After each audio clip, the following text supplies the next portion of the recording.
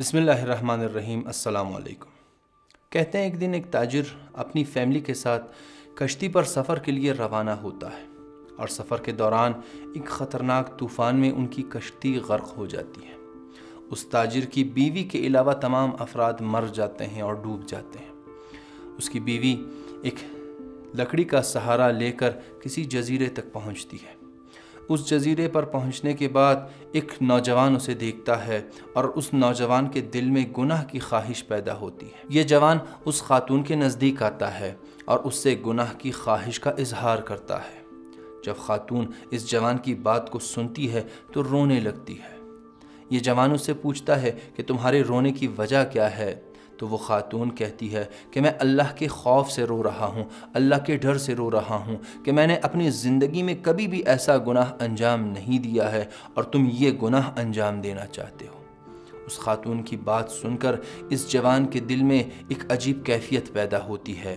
یہ وہیں پر توبہ کرتا ہے اور اللہ سے عہد کرتا ہے کہ دوبارہ اس طرح کا گناہ انجام نہیں دے گا اور وہاں سے چل پڑتا ہے۔ یہ صحرا کی جانب روانہ ہوتا ہے اور صحرا کی ابتدا میں اس کی ملاقات ایک عابد سے ہوتی ہے۔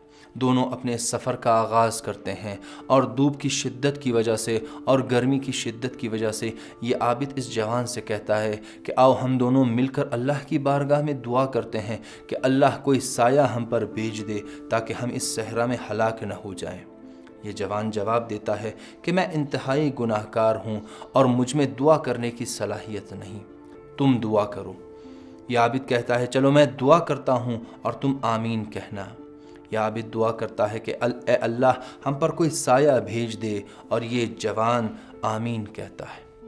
کچھ ہی دیر میں ان پر ایک بادل سایہ کرنے لگتا ہے اور ان کے ساتھ ساتھ سایہ کر کے یہ بادل چلتا ہے۔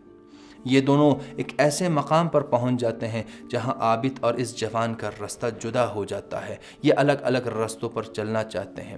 عابد اپنے رستے چلتا ہے اور یہ جوان اپنے رستے۔ تو یہ عابد مشاہدہ کرتا ہے کہ یہ بادل اس جوان پر سایہ کیے ہوئے اس کی جانب چل رہے ہیں۔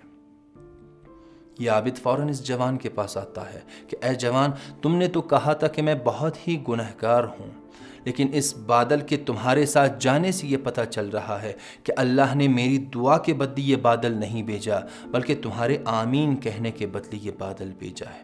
بتاؤ ماجرا کیا ہے؟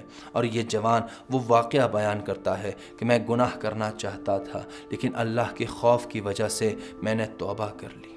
تو یہ عابد سمجھ جاتا ہے کہ اس کے توبہ کے بدلے میں یہ اللہ کا محبوب بنا ہے اور اللہ اپنی خاص رحمتیں اس پر نازل کر رہا ہے۔